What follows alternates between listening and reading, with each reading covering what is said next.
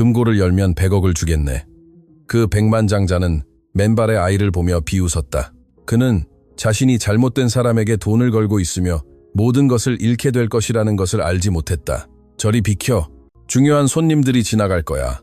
강민호 회장은 낡고 해진 걸레로 로비 바닥을 닦고 있는 지훈을 향해 소리쳤다. 아이는 집중으로 가득 찬 검은 눈을 들어 회장에게 빠르게 몸을 숙이며 거의 들리지 않는 목소리로 죄송합니다, 사장님이라고 중얼거렸다. 지훈은 겨우 11살이었지만 이미 어느 아이도 짊어져서는 안 될 책임의 무게를 작은 어깨에 지고 있었다. 물과 세제로 거칠어진 그의 손은 이른 아침부터 쉴 새 없이 일했다. 그의 바지 무릎 부분에는 가난 속에서도 아들의 품위를 지키려 매일 밤 꿰매는 엄마 민서의 헝겊 조각들이 덕지덕지 붙어 있었다. 강민호는 수도에서 가장 큰 기업 중 하나인 강산그룹의 주인이었다.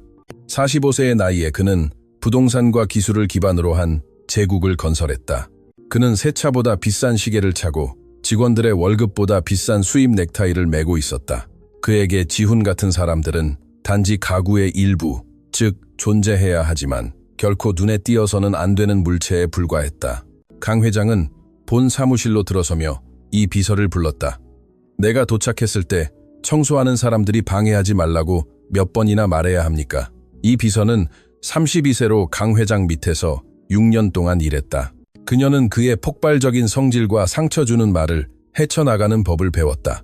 강 회장님, 아이는 단지 자기 일을 하고 있었을 뿐입니다. 직원들이 출근하기 전에 청소를 끝내기 위해 새벽 6시에 옵니다. 그게 나한테 중요해?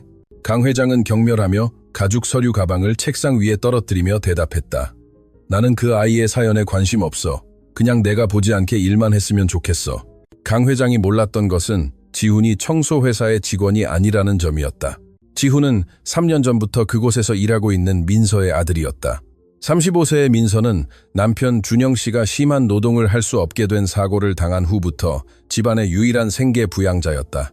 준영 씨는 이제 지하철역 근처에서 간단한 꽃이나 간식을 팔며 겨우 약값을 벌고 있었다. 지훈은 아침마다 엄마를 따라왔는데 맡길 사람이 없었기 때문이다. 아버지의 의료비가 모든 저축을 소진하면서 학교는 뒷전이 되었다. 하지만 아이는 앉아서 기다리지 않았다. 그는 엄마의 청소 일을 도왔다. 물통을 나르고 청소용품을 정리하고 복도를 쓰는 모든 것을 그의 어린 나이와는 상반되는 헌신으로 해냈다. 엄마, 민서가 청소 카트를 밀고 나타났을 때 지훈이 속삭였다. 저 아저씨 또 화났어요. 민서는 강 회장의 사무실 쪽을 바라보며 한숨을 쉬었다. 걱정 마, 아가. 우리는 그저 우리 일을 잘하고 문제를 일으키지 않으면 돼. 왜 우리를 저렇게 대하는 걸까요? 우리가 잘못한 것도 없는데. 어떤 사람들은 지훈아, 모두가 존중받을 자격이 있다는 것을 배우지 못했단다. 하지만 그렇다고 해서 우리가 그들처럼 될 필요는 없어. 이해하니? 아이는 고개를 끄덕였지만 그의 눈에는 무언가 다른 불꽃이 있었다. 그것은 정확히 원한은 아니었고 민서가 알아보는 조용한 결단력이었다. 그녀도 상황에도 불구하고 절대 포기하지 않기로 결정했을 때 가졌던 바로 그 결단력이었다. 정오에 특별 배달부가 도착할 때까지 하루는 평범하게 흘러갔다. 그것은 여러 개의 안전 자물쇠와 온통 대외비 라벨이 붙은 크고 무거운 소포였다. 강민호 회장님께 배달입니다. 배달부는 접수처에 알렸다. 이 비서는 수령 서류에 서명하고 소포를 직접 강 회장의 사무실로 가져갔다. 그것은 전면에 정교한 전자 패널이 있는 은색 휴대용 금고였다. 그 옆에는 서류가 든 봉투가 함께 왔다. 도대체 이게 뭐야? 강 회장은 봉투를 열면서 물었다. 그가 읽는 동안 그의 표정은 혼란에서 절대적인 놀라움으로 바뀌었다. 서류에 따르면 금고에는 100억 원 상당의 무기명 채권이 들어있었다. 그것은 특정 유언장을 남기지 않고 사망한 먼 삼촌의 예상치 못한 유산의 일부였다. 강 회장은 가능한 상속인 중 한 명으로 확인되었지만 이상한 조건이 있었다. 금고에는 독특한 보안 메커니즘이 있었다. 디지털 암호나 전통적인 조합 없이 열려면 일련의 수학 및 논리 수수께끼를 풀어야 했다. 누군가 강제로 열려고 하면 내용물과 함께 자폭하게 되어 있었다. 이 도전은 고의적인 것이었다. 진정으로 똑똑한 사람만이 유산을 받을 자격이 있다고 믿었던 별난 삼촌의 디자인이었다. 이건 말도 안 돼. 강 회장은 패널을 살피며 중얼거렸다. 숫자, 수학 기호, 그리고 버튼을 누를 때마다 바뀌는 복잡한 방정식처럼 보이는 것이 있었다. 그는 임원팀을 불렀다. 값비싼 양복을 입고 인상적인 대학 학위를 가진 세 남자가 재빨리 도착했다. 1시간 동안 그들은 메커니즘을 해독하려고 노력했다. 그들은 다른 조합을 시도하고 패턴을 찾고 인터넷을 검색했다. 아무것도 작동하지 않았다. 방법이 있어야 해. 강 회장은 좌절감에 책상을 치며 계속 말했다. 100억 원이 그 안에 갇혀서 꺼낼 방법이 없을 수는 없습니다, 회장님. 임원 중 한 명이 제안했다. 금고 전문가를 부르는 게 어떨까요? 이미 시도해봤어. 강 회장이 대답했다. 제조업체는 세상에 하나뿐인 맞춤형 모델이라고 말해. 파괴하지 않고는 열 도구가 없다고 해. 그 소식은 건물 전체에 들불처럼 퍼졌다. 모든 부서의 직원들이 수수께끼의 금고와 그 안에 담긴 재산에 대해 이야기했다. 일부는 강 회장의 사무실에 은밀하게 접근하여 아이디어를 제공했지만 즉시 거절당했다. 내가 바보인 줄 알아? 그는 그들에게 소리쳤다. 나는 이미 모든 기본적인 옵션을 시도했어. 이건 단순한 수학 이상의 것을 요구해. 한편 지훈은 강 회장이 커피를 마시러 잠시 나간 사이 사무실 근처 복도를 청소하며 대화의 일부를 들었다. 살짝 열린 문을 통해 그는 책상 위에 금고를 볼 수 있었다. 패널은 어떤 종류의 패턴을 따르는 것처럼 보이는 일련의 숫자를 보여주고 있었다. 학교를 그만두기 전에 수학에 뛰어난 재능을 보였던 지훈은 그 숫자들에서 익숙한 무언가를 느꼈다. 그것은 그가 아직 수업에 참석할 수 있었을 때 선생님이 주셨던 수수께끼와 같았다. 야, 너. 목소리가 그를 놀라게 했다. 안을 들여다보는 아이를 본 임원 중 한 명이었다. 거기 서서 뭐 하는 거야? 할 일이 없니? 죄송합니다, 사장님. 지훈은 시선을 내리고 손에 걸레를 쥔 채 재빨리 멀어졌지만 그의 마음은 그가 본 것을 계속 처리하고 있었다. 소수, 피보나치 수열, 어쩌면 기하학과 관련된 것. 그의 뇌는 그가 바닥을 쓰는 동안에도 자동으로 그 문제를 풀고 있었다. 강 회장은 점점 더 좌절하며 사무실로 돌아왔다. 이미 몇 시간이 지났고 고액 연봉을 받는 그의 임원들 중 누구도 수수께끼를 풀지 못했다. 그의 자존심은 상처를 입었다. 성공한 사업가인 그가 어떻게 자신의 유산에 접근할 수 없단 말인가? 이건 굴욕이야. 그는 직원들이 침묵 속에서 지켜보는 동안 중얼거렸다. 석사 학위와 졸업장을 가진 너희들 모두가 단순한 수수께끼 하나도 풀지 못하다니. 책상에서 모든 것을 지켜보고 있던 이 비서가 감히 제안했다. 강 회장님, 잠시 쉬는 게 좋을 것 같습니다.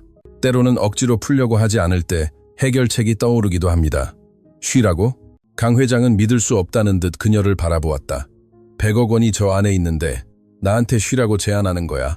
그의 좌절감은 마지막 임원이 완전히 길을 잃었다고 인정했을 때 절정에 달했다. 강 회장은 분노와 절망이 뒤섞인 폭발 속에서 모든 것을 바꿀 결정을 내렸다. 그는 사무실을 나와 상황에 대해 이야기하기 위해 모여있던 여러 직원이 있는 공용구역으로 걸어갔다. 그의 존재는 모두를 즉시 침묵시켰다. 모두 들어. 그는 그 층의 모든 사람이 들을 수 있도록 크고 명확한 목소리로 말했다. 내 사무실에 100억 원이 든 금고가 있다. 내 임원들 중 아무도 그것을 열 수 없었으니 내 제안은 이것이다. 그는 자신이 받는 모든 관심을 즐기며 극적인 멈춤을 가졌다. 그것을 열 수 있는 누구에게든 1억 원을 주겠다. 1억 원, 현금으로. 반응은 즉각적이었다. 직원들은 흥분하여 웅성거리기 시작했고 일부는 이미 그 돈을 어떻게 쓸지 계획하고 있었다. 강 회장은 완벽한 해결책을 찾았다고 생각하며 만족스럽게 미소를 지었지만 그때 그는 걸레를 손에 든 채 조용히 모든 것을 지켜보고 있는 지훈을 구석에서 보았다. 그리고 절대적인 오만의 순간 강 회장은 자신의 제안을 잔인한 구경거리로 만들기로 결정했다. 사실 그는 목소리를 더욱 높여 말했다. 제안을 확대하겠다. 이 아이조차도 금고를 열 수 있다면 그는 지훈을 직접 가리켰다. 100억 원 전체를 주겠다. 사무실은 웃음바다가 되었다. 강 회장이 잔인한 농담을 하고 있다는 것은 분명했다. 가난하고 더러운 아이가 고학력 임원들이 해내지 못한 것을 이룰 수 있다는 생각을 비웃는 것이었다. 상상해 보십시오. 강 회장은 웃음에 힘입어 계속했다. 청소하는 아이가 수학자들이 풀지 못한 것을 푸는 것을 세기의 농담이 될 것이다. 창문을 닫고 있던 민서는 이 모든 것을 듣고 가슴이 저려왔다. 그녀는 아들에게 달려가 그 공개적인 굴욕으로부터 보호하고 싶었다. 하지만 지훈은 그녀를 바라보며 고개를 끄덕여 괜찮다고 말하는 듯했다. 사장님, 지훈이 모두를 놀라게 하며 명확하지만 정중한 목소리로 말했다. 진심이십니까? 강 회장은 재미와 경멸이 뒤섞인 표정으로 그를 바라보았다. 물론 진심이지, 얘야. 네가 그 금고를 열 수 있다면 안에 있는 모든 것을 너에게 주겠다. 100억 원을. 그리고 네가 못 연다면 당연히 너는 하던 대로 바닥 청소를 계속하는 것이고. 강 회장은 잔인한 미소를 지으며 대답했다. 거래를 받아들이겠나. 지훈은 눈에 눈물이 고인 엄마를 바라보았지만 거의 알아차릴 수 없을 정도로 고개를 끄덕였다. 아이는 이것이 그의 인생에서 가장 큰 굴욕이 될 수 있다는 것을 알았지만 동시에 그 방에 아무도 모르는 무언가를 알고 있었다. 그는 그 숫자들에서 패턴을 보았고 그것을 풀 수 있다고 믿었다. 받아들이겠습니다. 지훈이 단호한 목소리로 말했다. 사무실은 웃음과 조롱하는 말들이 뒤섞여 폭발했다. 직원들은 모두 기록하고 싶어하는 당황스러운 순간이 될 것이라고 확신하며 휴대폰을 꺼냈다. 강 회장은 아이의 얼굴에 대고 실질적으로 웃었다. 완벽해. 그는 외쳤다. 이것을 즐길 것이다. 이 비서, 아이를 내 사무실로 데려와. 이 구경거리를 보자고. 지훈이 사무실로 걸어가는 동안 그의 작은 손은 그가 사용하던 걸레를 꽉 쥐었다. 그의 심장은 빠르게 뛰었지만 두려움 때문이 아니었다. 그것은 결단력과 뒤섞인 흥분이었다. 그는 너무 오랫동안 보이지 않는 존재로 중요하지 않은 것처럼 취급받아왔다. 이제 그는 지성이 가진 돈이나 입고 있는 옷과 관련이 없다는 것을 증명할 기회를 가졌다. 강 회장은 자신이 일생에서 가장 비싸고 굴욕적인 교훈을 배우려 한다는 것을 몰랐다. 그가 경멸했던 맨발의 아이가 모든 것을 바꾸려 하고 있다는 것을. 내기는 이미 걸어졌고 아무것도 예전과 같지 않을 것이다. 강 회장의 사무실은 서커스가 되었다. 직원들은 문 앞에 빽빽이 모여 목을 길게 빼고 더 잘 보려고 했고 다른 사람들은 가능한 모든 각도에서 휴대폰으로 녹화했다. 그 장면은 너무나 터무니없어서 아무도 놓치고 싶지 않았다. 해진 옷을 입고 낡은 운동화를 신은 아이가 대학 학위를 가진 임원들을 물리친 첨단 금고와 맞서고 있었다. 천재님께 자리를 내줘. 강 회장은 비꼬는 투로 말하며 지훈이 책상에 가까이 오도록 과장된 몸짓을 했다. 마법을 부리는 동안 방해받고 싶지 않겠지. 웃음이 방을 가득 채웠다. 지훈은 천천히 걸었고 그 모든 시선의 무게를 느꼈다. 이 비서는 안타까움과 호기심이 뒤섞인 표정으로 자신의 책상에서 지켜보았다. 민서는 복도에 머물렀고 들어갈 수는 없었지만 또한 떠날 수도 없었다. 자, 마스터. 강 회장은 가죽 의자에 기대어 팔짱을 끼고 계속 말했다. 시간은 충분하니. 청소 일은 첨단 기술에 대한 많은 경험을 주지 않았을 거라고 생각하지만 말이야. 지훈은 논평을 무시하고 금고 앞에 섰다. 그의 눈은 전자 패널에 고정되었다. 숫자들이 화면에서 춤을 추고 있었다. 2, 3, 5, 7, 11, 13, 17. 정확히 그가 생각했던 것이다. 소수의 수열. 하지만 거기서 끝나지 않았다. 벌써 포기했니? 문가에서 임원 중 한 명이 물었다. 이게 너에게 너무 벅차다고 인정하는 것은 부끄러운 일이 아니야. 지훈은 대답하지 않았다. 그의 작은 손가락은 손을 씻었음에도 불구하고 여전히 손톱 밑에 먼지가 남아 있었지만 화면을 부드럽게 건드렸다. 숫자가 바뀌었다. 1, 2, 3, 5, 8, 13. 피보나치. 그의 옛 수학 선생님은 그가 학교에 다닐 때 그 수열을 가르쳐 주셨다. 제 무작위로 버튼을 누르고 있어. 누군가 비웃었다. 이거 엉망이 될 거야. 하지만 패널을 더 잘 볼 수 있었던 이 비서는 뭔가 다른 점을 알아차렸다. 아이는 무작위로 버튼을 누르는 것이 아니었다. 그의 움직임은 고의적이고 계산적이었다. 그가 하는 일에는 패턴이 있었다. 강 회장도 그것을 알아차리기 시작했다. 지훈의 얼굴에 나타난 절대적인 집중을 보았을 때 그의 조롱하는 미소는 약간 사라졌다. 그것은 길을 잃고 혼란스러워하는 사람의 표정이 아니라 자신이 이해하는 문제를 푸는 사람의 표정이었다. 잠깐만. 강 회장은 앞으로 몸을 숙였다. 너 정말 네가 뭘 하는지 알고 있니? 지훈은 대답하지 않았다. 그의 눈은 패널의 다른 섹션 사이를 이동하며 서로 얽혀있는 패턴을 식별했다. 그것은 단지 하나의 수열이 아니라 여러 개가 동시에 작동하고 있었다. 한 열에는 소수, 다른 열에는 피보나치, 그리고 세 번째에는 그가 인식하는데 잠시 시간이 걸린 무언가. 완전 제곱수. 그는 혼잣말처럼 중얼거렸다. 1, 4, 9, 16, 25, 36. 그의 마음속에서 지훈은 예전 학교의 오후로 돌아갔다. 그때 박 선생님이 수업 후에 남아 그에게 수학 수수께끼를 가르쳐 주셨다. 수학은 우주의 언어란다, 지훈아. 선생님이 말씀하셨다. 내가 어디에서 왔는지, 어떤 옷을 입고 있는지는 중요하지 않아. 숫자는 차별하지 않거든. 그 선생님은 그에게서 특별한 것을 보셨다. 장학금 신청서를 작성해 주셨다. 사립학교 교장들과 이야기했지만 그때 준영 씨의 사고가 발생했고 모든 것이 뒷전으로 밀려나야 했다. 야, 강 회장의 목소리가 그의 생각을 방해했다. 내가 질문했잖아. 네가 뭘 하는지 알고 있니? 아니면 그냥 내 시간을 낭비하고 있는 거니? 풀고 있습니다, 사장님. 지훈은 패널에서 시선을 떼지 않고 대답했다. 강 회장은 짧고 초조하게 웃었다. 그가 잔인한 내기를 건 이후 처음으로 그는 약간의 불안감을 느꼈다.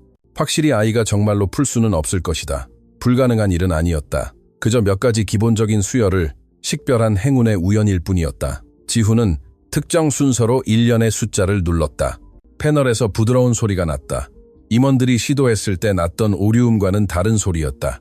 그것은 확인음이었다. 방금 뭐였지? 직원 중 한 명이 물었다. 아무것도 아니야. 분명 또 다른 오류일 거야. 강 회장은 대답했지만 그의 목소리는 이전보다 덜 확신에 찼다. 이 비서는 매료되어 조금 더 가까이 다가갔다. 그녀는 강 회장이 언제 초조해야 하는지 알아볼 만큼 그 사무실에서 충분히 오래 일했다. 그리고 지금 그는 초조해하고 있었다. 그의 발이 바닥을 반복해서 두드렸다. 불안할 때만 나타나는 버릇이었다. 지훈은 계속 작업했다. 패널은 이제 새로운 복잡성을 보여주었다. 기하학적 기호, 삼각형, 원, 사각형, 각각 내부에 숫자가 있었다. 그것은 수수께끼 안에 수수께끼였다. 이건 말도 안 돼. 강 회장은 의자에서 일어섰다. 이미 10분이 지났어. 네가 뭘 하는지 모른다고 인정하고 이걸 끝내자. 시도하게 내버려 두세요. 이 비서가 부드럽게 말했다. 회장님께서 스스로 그에게 필요한 시간을 주셨습니다. 강 회장은 놀란 표정으로 그녀를 바라보았다. 이 비서는 다른 직원들 앞에서 공개적으로 그에게 반대하지 않았지만 상황이 그녀로 하여금 아이를 변호하도록 자극했다. 내 뜻대로 해. 강 회장은 짜증스럽게 다리를 꼬며 다시 앉았다. 하지만 이건 시간 낭비야. 지훈은 주변의 모든 소음을 차단했다. 웅성거림, 억눌린 웃음, 비꼬는 말. 그는 오직 패널에만 집중했다. 기하학적 기호는 특정 방식으로 숫자에 해당했다. 삼각형은 3변, 사각형은 4변, 원은 무한 또는 어쩌면 0을 나타냈다. 그는 수열을 눌렀다. 원, 삼각형, 삼각형, 사각형, 삼각형. 그가 식별한 패턴을 따랐다. 또 다른 확인음이 금고에서 울려 퍼졌다. 뒤따르는 침묵은 절대적이었다. 심지어 웃고 있던 사람들도 조용해졌다. 모두가 그 다른 소리를 들었다. 무슨 일이야? 뒤에서 누군가 물었다. 강 회장은 너무 빨리 일어섰고 그의 의자가 뒤로 굴러갔다. 말도 안 돼. 불가능해. 하지만 패널이 바뀌고 있었다. 깜빡이던 빨간 불빛이 노란색으로 변하기 시작했다.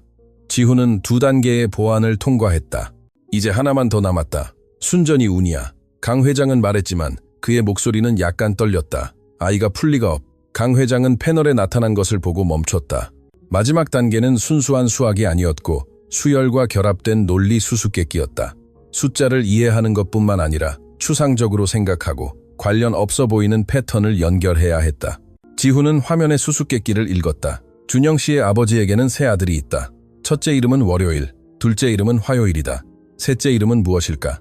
그것은 기만적으로 간단했다. 대부분의 사람들은 요일의 패턴을 따라 수요일이라고 말할 것이다. 하지만 지훈은 살짝 미소를 지었다. 답은 질문 자체에 있었다. 준영. 그는 패널에 이름을 입력하며 조용히 말했다. 금고에서 일련의 기계적인 딸깍 소리가 났다. 노란 불빛이 녹색으로 바뀌었다. 패널에 접근 허가라는 메시지가 표시되었다. 방은 무덤 같은 침묵에 빠졌다. 안 돼. 강 회장은 핏기가 가신 얼굴로 속삭였다. 안 돼. 안 돼. 안 돼. 지훈은 잠금 장치가 풀린 금고를 바라보며 한 걸음 뒤로 물러났다. 그는 그것을 열지 않았고 더 이상 아무것도 만지지 않았다. 그는 단순히 강 회장을 향해 돌아섰다. 풀었습니다, 사장님. 그는 차분한 목소리로 말했다. 확인해 보셔도 됩니다. 강 회장은 마치 무아지경에 빠진 것처럼 금고에 접근했다. 손잡이를 잡았을 때 그의 손이 떨렸다.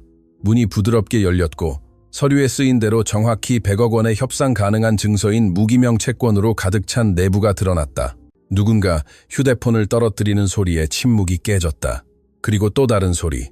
모든 것을 녹화하고 있던 직원들은 너무 충격을 받아서 장치를 들고 있는 것을 잊었다. 해냈어. 이 비서는 손으로 입을 가리고 속삭였다. 정말로 해냈어. 강 회장은 금고 내부를 응시했고 그의 뇌는 방금 일어난 일을 처리할 수 없었다. 그가 공개적으로 굴욕을 준 아이, 그가 비웃었던 아이, 그가 몇 달 동안 보이지 않는 존재로 취급했던 아이가 방금 그의 고액 연봉 임원들조차 해독할 수 없었던 수수께끼를 풀었다. 이건 속임수야. 마침내 그의 목소리가 공허하게 울렸다. 누군가 그에게 답을 말해줬을 거야. 분명 그럴 거야, 강 회장님. 이 비서는 단호하게 말했다. 모두가 여기에 있었습니다. 아무도 그에게 아무 말도 하지 않았어요. 아이가 혼자 풀었습니다. 그렇다면 운이었겠지. 순전히 맹목적인 운. 3가지 다른 수준의 수수께끼에 운이 따랐다고요? 가까이서 지켜보고 있던 직원 중 한 명이 물었다. 각 수준은 다른 추론을 필요로 했습니다. 그건 운이 아닙니다. 지훈은 강 회장이 무너지는 것을 지켜보며 조용히 서 있었다. 그는 기쁨이나 만족감을 느끼지 않았고 단지 성인이 현실을 받아들이기를 거부하는 것을 보는 깊은 슬픔을 느꼈다. 민서는 마침내 눈물을 흘리며 사무실로 들어와 아들 옆에 무릎을 꿇고 그를 세게 안았다. 엄마는 네가 너무 자랑스러워. 그녀는 그의 귀에 속삭였다. 엄마, 제가 정말로 해냈어요? 지훈은 방금 일어난 일을 간신히 처리하는 듯 물었다. 해냈단다, 내 사랑. 네가 해냈어. 강 회장은 그들을 바라보았고 그의 마음은 시간당 1000마일로 질주했다. 그는 수십 명의 증인 앞에서 그 내기를 걸었다. 그들 중 많은 사람들이 그것을 비디오로 녹화했다. 이제 와서 철회하면 그의 명성이 완전히 파괴될 것이다. 이건 무효야. 그는 필사적으로 말했다. 그건 농담이었어. 아무도 그런 종류의 내기를 진지하게 받아들이지 않아. 사장님은 진심이라고 말씀하셨습니다. 지훈은 그의 눈을 똑바로 바라보며 대답했다. 제가 2번 물었고 사장님은 확인해 주셨습니다. 너는 아이야. 미성년자와의 계약은 유효하지 않아. 하지만 공적인 약속은 유효합니다. 이 비서가 개입했다. 특히 비디오 증거가 있을 때는요. 강 회장은 배신감으로 그녀를 바라보았다. 너는 누구 편이야? 옳은 것의 편입니다. 그녀는 망설임 없이 대답했다. 회장님은 공개적인 내기를 하셨습니다. 아이는 자신의 몫을 이행했어요. 이제 회장님이 회장님의 몫을 이행하실 차례입니다. 직원들은 서로 웅성거리기 시작했다. 일부는 다시 휴대폰을 꺼냈고 이번에는 녹화하기 위해서가 아니라 그들이 찍은 비디오를 확인하기 위해서였다. 증거는 거기에 있었고 명확하고 부인할 수 없었다. 강 회장은 의자에 주저앉아 2 손으로 얼굴을 감쌌다. 100억 원. 그것은 그의 사업 중 일부가 1년에 버는 것보다 많은 금액이었다. 쉽게 무시하거나 대체할 수 있는 금액이 아니었다. 변호사와 이야기해야겠어. 그는 마침내 말했다. 이건 합법적일 수 없어. 강 회장님, 죄송하지만요.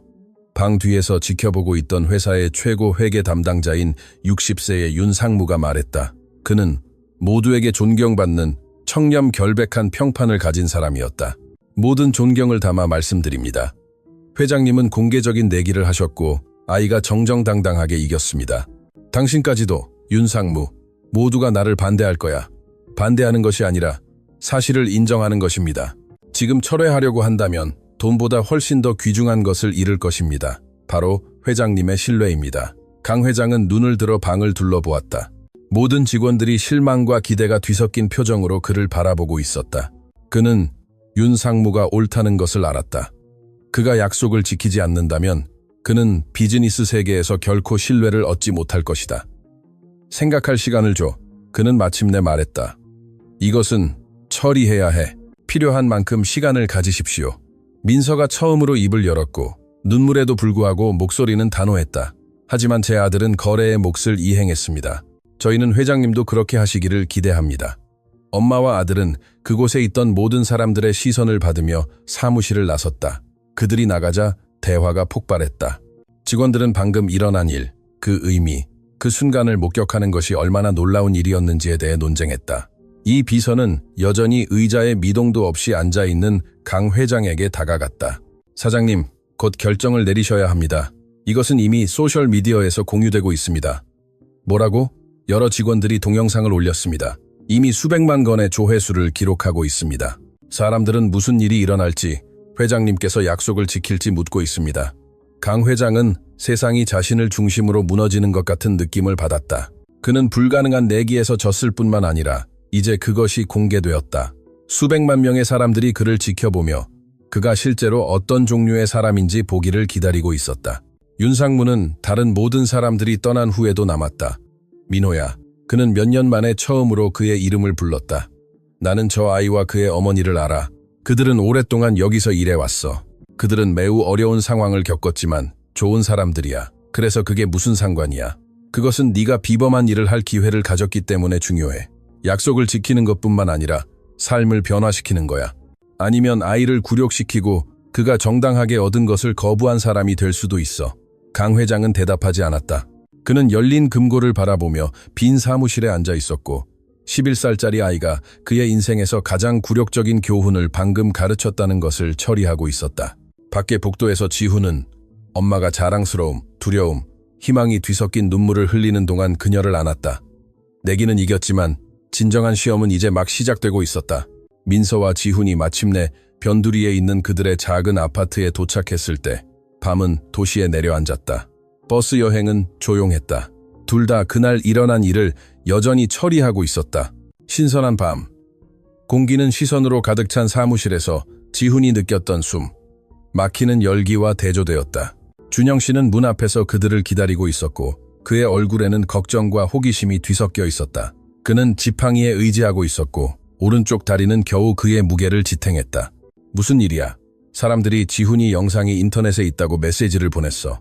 민서는 남편을 안았고 사무실을 나선 이후 처음으로 주저없이 울음을 터뜨렸다. 그것은 슬픔의 눈물이 아니라 어떤 식으로든 배출되어야 하는 너무나 강렬한 감정의 눈물이었다. 아빠. 지훈은 작은 목소리로 말했다. 아무도 풀 수 없는 수수께끼를 풀었어요. 어떤 수수께끼를?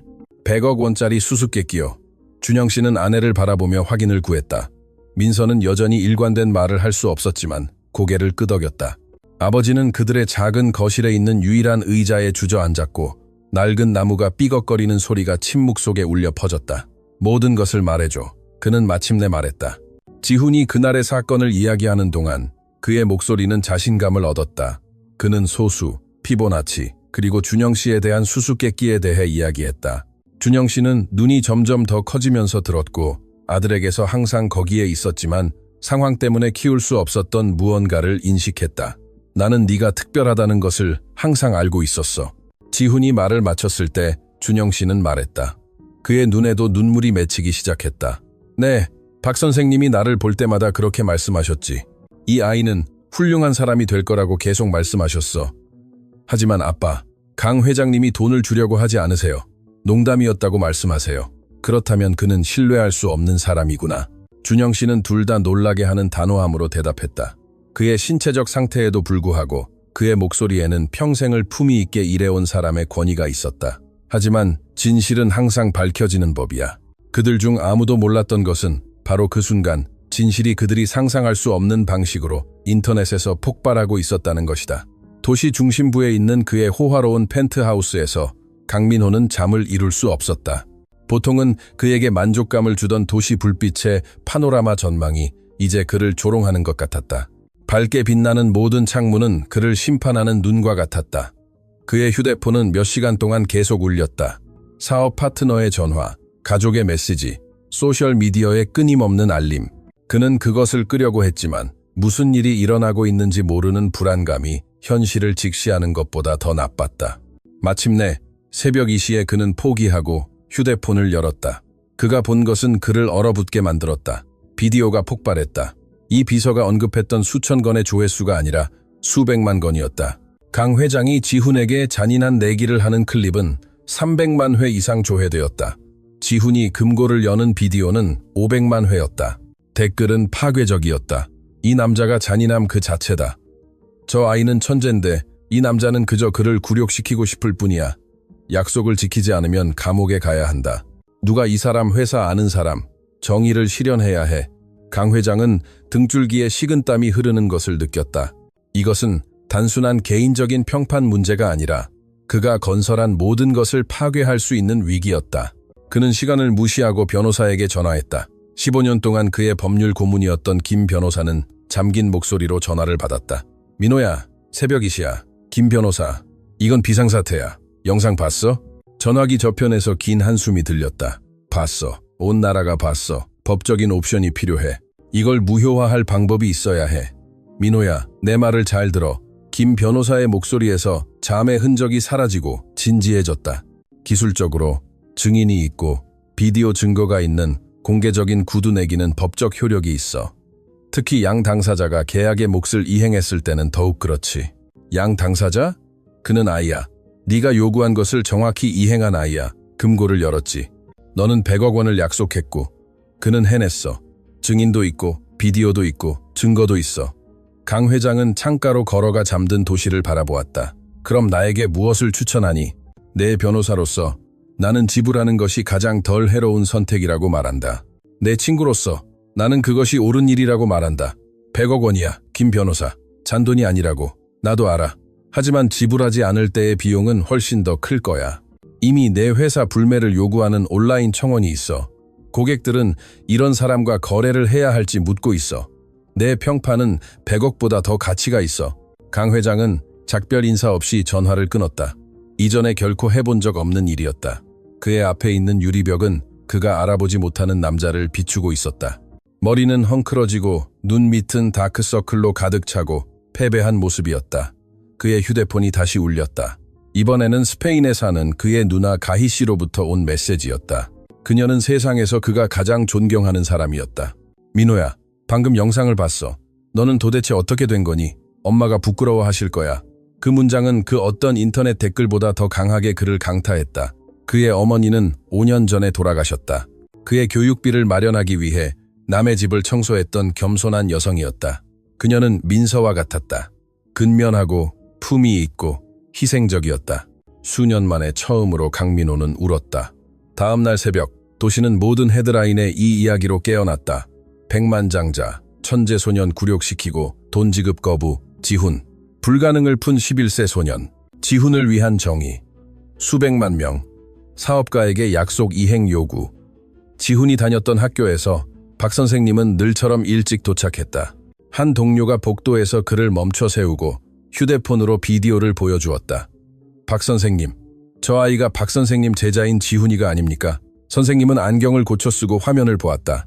그의 눈은 그의 옛 제자가 수업에서 보여주었던 것과 똑같은 집중력으로 수수께끼를 푸는 것을 보았을 때 눈물로 가득 찼다. 맞네. 그가 속삭였다. 난 그가 똑똑하다는 것을 알았지만 이건 비범하네. 저런 재능을 가진 아이가 왜 학교를 그만두었습니까? 가정 문제였습니다. 아버지가 사고를 당하셨어요. 돈이 필요했죠. 제가 장학금을 받도록 노력했지만 절차가 느리고 필요는 시급했습니다. 선생님은 책상에 앉았고 그의 마음에 아이디어가 떠올랐다. 그는 휴대폰을 들고 전화를 걸기 시작했다. 만약 그 사업가가 옳은 일을 하지 않으려 한다면 그는 지훈이 다른 방법으로 마땅히 받아야 할 기회를 얻도록 할 것이었다. 강산그룹에서는 첫 직원이 도착한 순간부터 분위기가 긴장되었다. 이 비서는 가장 먼저 출근한 사람 중 한 명이었고 건물 문 앞에서 기자들의 군중과 마주쳤다. 당신의 사장님이 정말로 아이를 굴욕시켰나요? 약속을 지킬 건가요? 강 회장님은 어디에 있습니까? 그녀는 논평 없이 카메라 사이를 헤쳐나갔지만 심장은 빠르게 뛰었다. 그녀는 이런 것을 본 적이 없었다. 건물 로비는 언론 전쟁터처럼 보였다. 그녀가 도착했을 때 윤상무는 이미 사무실에 있었다. 회계 담당자는 잠을 설친 것처럼 피곤해 보였다. 이 비서, 상황이 통제 불능이 되었어. 그는 서론 없이 말했다. 방금 3명의 주요 고객으로부터 계약을 취소해야 할지 묻는 전화를 받았어. 정말로요? 정말로. 회사의 이미지는 완전한 위기에 처했어. 이 모든 것이 한 사람의 오만 때문이야. 그가 돈을 줄까요? 윤상무는 깊은 한숨을 쉬었다. 나는 민호를 20년 동안 알고 지냈지.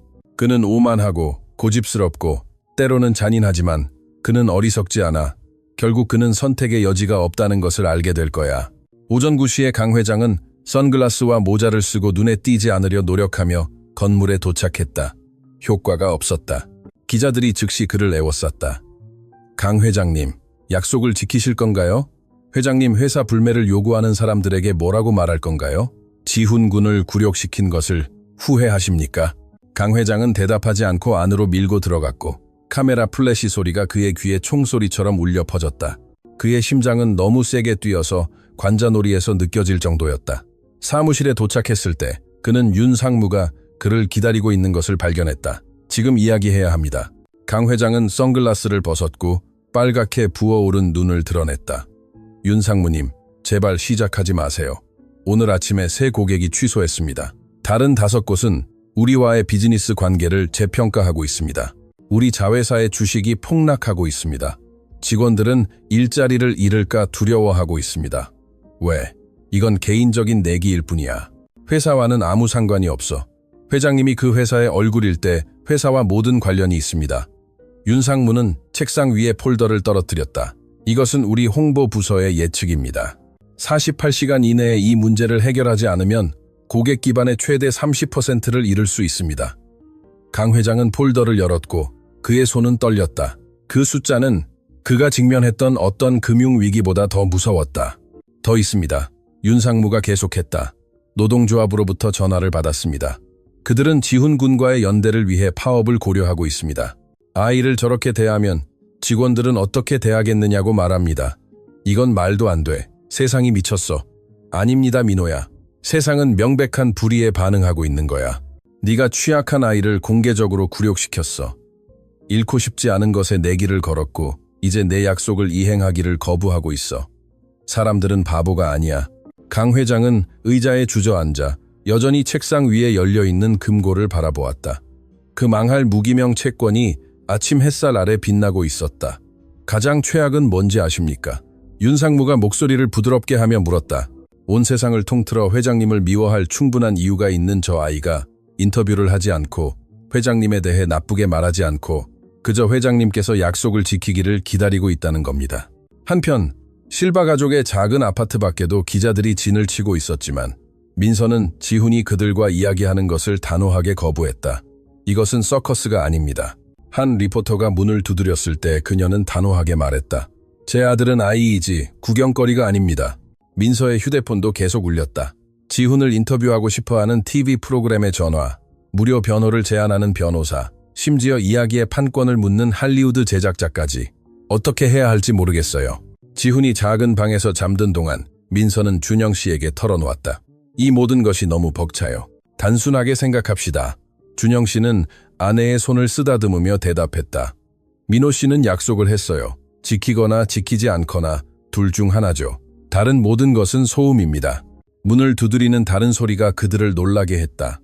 그것은 기자들의 공격적인 노크가 아니라 더 부드럽고 거의 수줍은 듯한 소리였다. 준영 씨가 문을 열었고 박 선생님이 서류철을 팔에 안고 서 있는 것을 발견했다. 선생님? 민서가 놀라서 다가갔다. 여기서 뭘 하시는 거예요? 지훈이의 미래에 대해 이야기하러 왔습니다. 선생님은 초대를 받아 안으로 들어섰다. 그들은 아파트의 유일한 평평한 표면인 작은 주방 식탁에 앉았다. 저는 비디오를 봤습니다. 제 학생이 무엇을 할 수 있는지 봤습니다. 박 선생님은 서류철을 열었다. 제가 5개의 사립교육기관에 연락했습니다. 3곳의 대학도 마찬가지입니다. 모두 지훈이가 학교로 돌아온다면 전액 장학금을 제공할 용의가 있습니다. 민서는 손으로 입을 가렸고 눈물이 즉시 솟아났다. 하지만 더 있습니다. 박 선생님이 계속했다. 한국영재기술연구원에서 그를 평가하고 싶어 합니다. 그들이 그가 특별 영재 학생 프로그램에 적합할 수 있다고 생각합니다. 영재 학생이요? 준영 씨가 되풀이했다. 수학, 과학, 논리 같은 뛰어난 인지 능력을 가진 아이들입니다. 지훈이는 완벽한 프로필을 가지고 있어요. 그는 일반적으로 대학원생만이 접근할 수 있는 자원, 대학 교수와의 멘토링, 고급 교육을 받을 수 있습니다. 하지만 돈이 들잖아요. 민서는 희망이 사라지기 시작하면서 말했다. 우리는 그럴 여유가 없어요. 장학금이 모든 것을 커버합니다. 등록금, 교재, 심지어 교통비와 식비까지도요. 그리고 만약 강 회장님이 약속을 지킨다면요? 박 선생님은 말을 매달아 두었다. 지킨다면요? 준영 씨가 쓰라리게 되풀이했다. 그게 문제죠. 그렇죠. 지훈은 목소리에 깨어나 작은 방문에 나타났다. 박 선생님을 보자. 그의 눈은 민서가 수년 동안 보지 못했던 방식으로 빛났다. 선생님, 지훈아, 아들아, 난 네가 너무 자랑스러워. 박 선생님은 일어나 그의 옛 학생을 안아주었다. 너는 내가 항상 알았던 것을 정확히 증명했어. 내 마음이 아주 영리하다는 것을. 정말로 그렇게 생각하세요? 나는 안다. 그리고 나뿐만이 아니야. 네가 네 재능을 발전시키도록 돕고 싶어하는 사람들이 많이 있단다. 내기 이후 처음으로 지훈은 진심으로 미소를 지었다.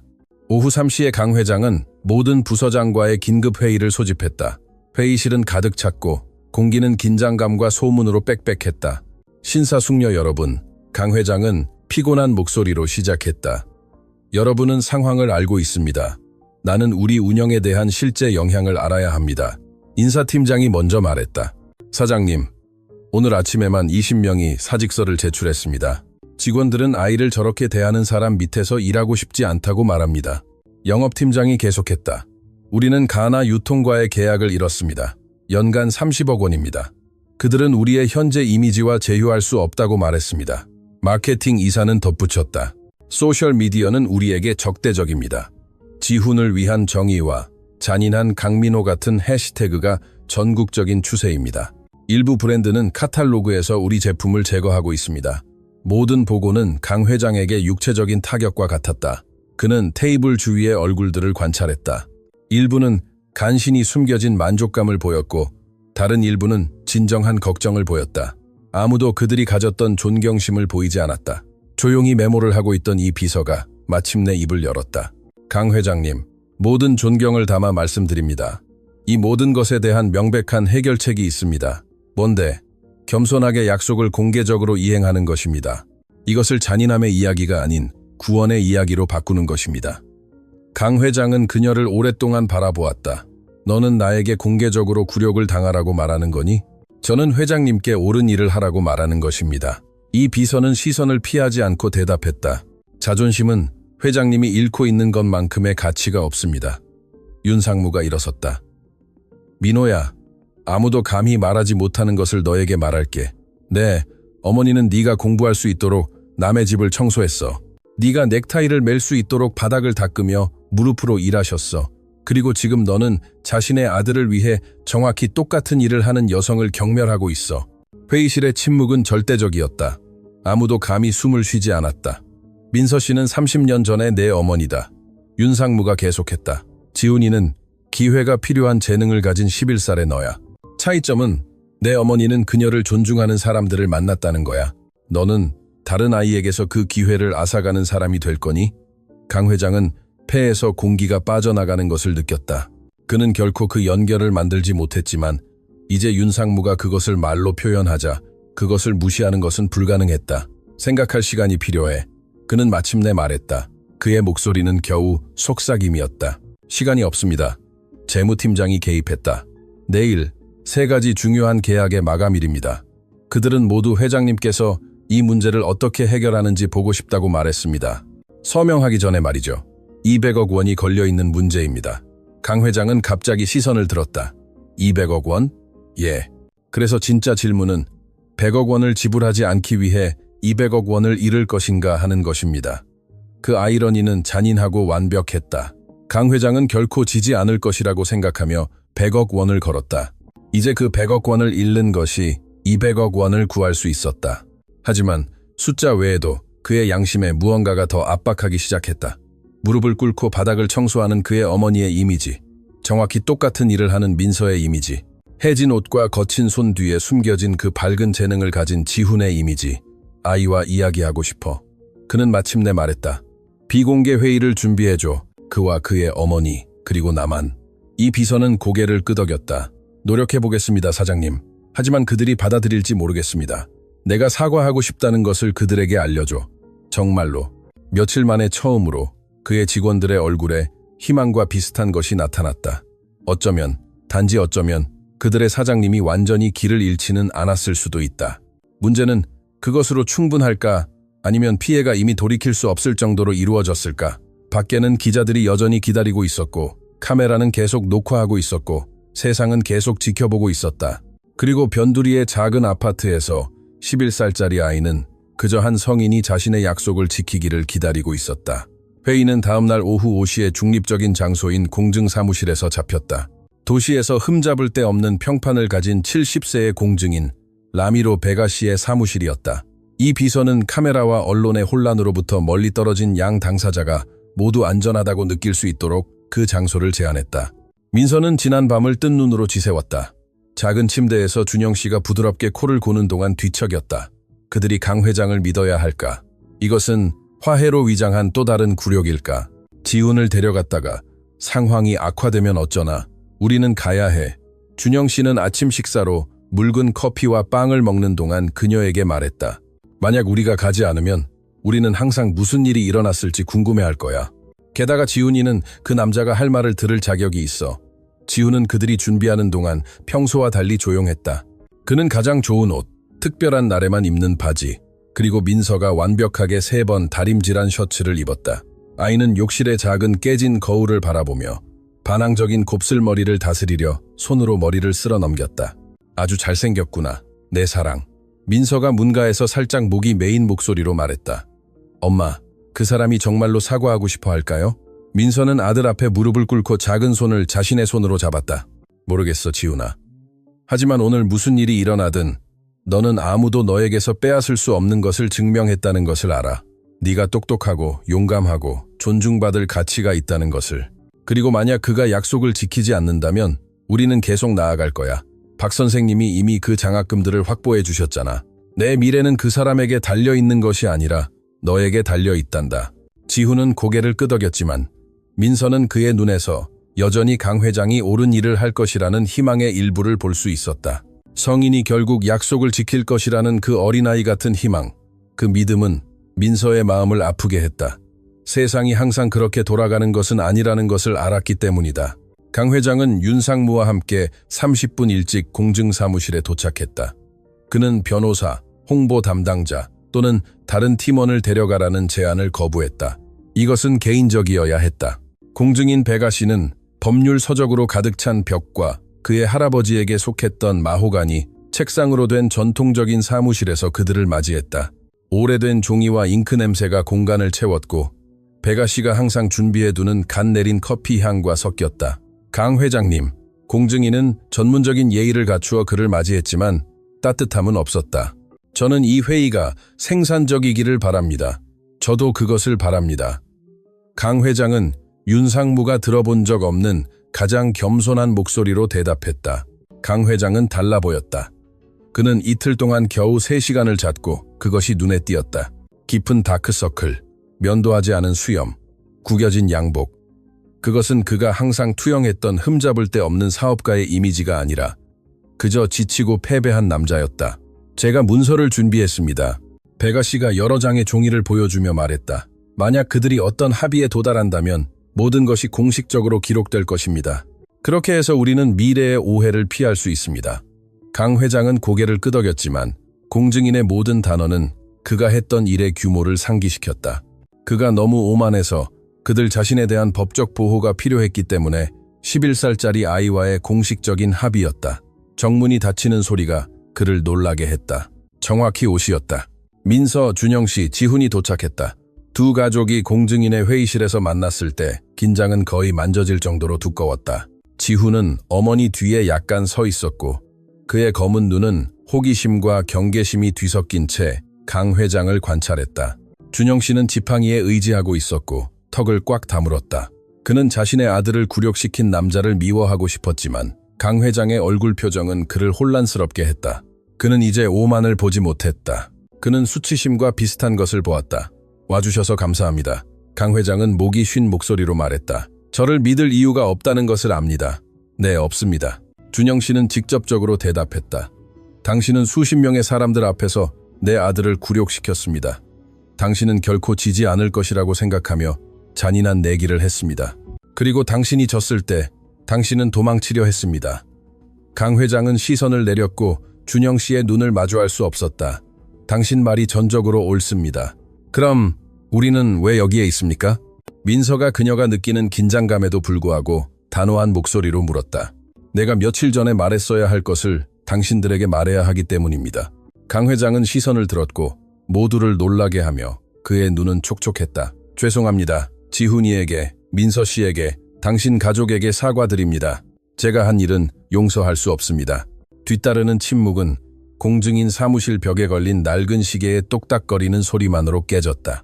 지훈은 어머니를 놀라게 하며 한 걸음 앞으로 나섰다. 왜 그러셨어요? 왜 저에게 그렇게 못되게 구셨어요?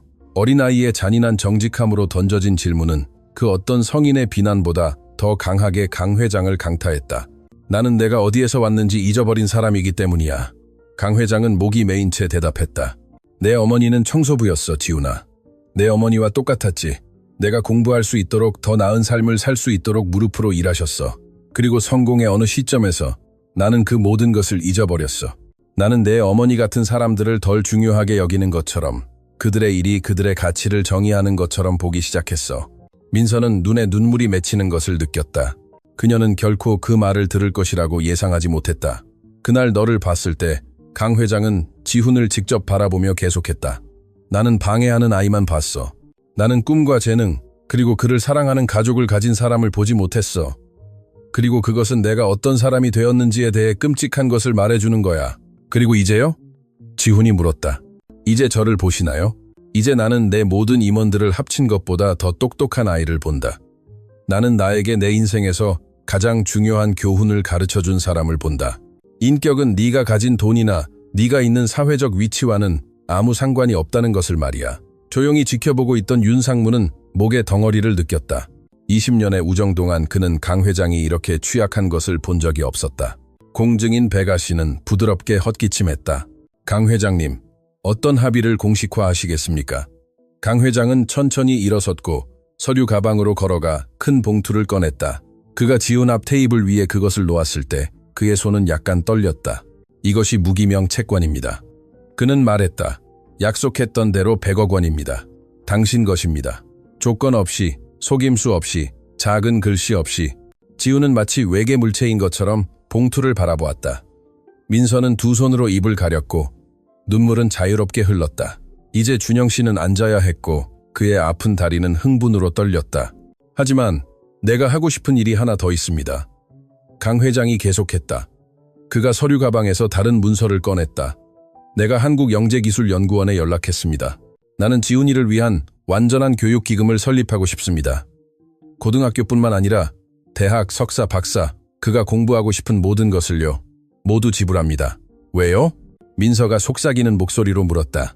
이미 우리에게 100억 원을 주고 계십니다. 더 이상 하실 필요는 없습니다. 아니요, 해야 합니다. 강 회장은 단호하게 대답했다. 나는 사람들이 내 아들에 대해 댓글을 다는 비디오를 봤기 때문이다. 교수들이 그가 천재라고 말하는 것을 봤다. 나는 내가 경멸할 뻔했던 잠재력을 받고 그 재능이 자원 부족으로 낭비되지 않도록 하고 싶습니다. 그것은 매우 관대합니다. 준영 씨는 여전히 모든 것을 처리하며 말했다. 하지만 우리가 어떻게 당신을 믿을 수 있습니까? 믿어서는 안 됩니다. 강 회장이 인정했다. 그래서 공증인 백아 씨가 모든 것을 법적으로 등록할 것입니다. 교육기금은 박 선생님과 연구소 대표 2명이 관리하는 독립적인 신탁으로 운영될 것입니다. 나는 그 돈에 대한 통제권이 없을 것이고 단지 자금을 계속 지원할 의무만 있을 것입니다. 공증인은 고개를 끄덕였다. 제가 문서를 검토했음을 확인할 수 있습니다. 그것들은 법적으로 구속력이 있으며 취소할 수 없습니다.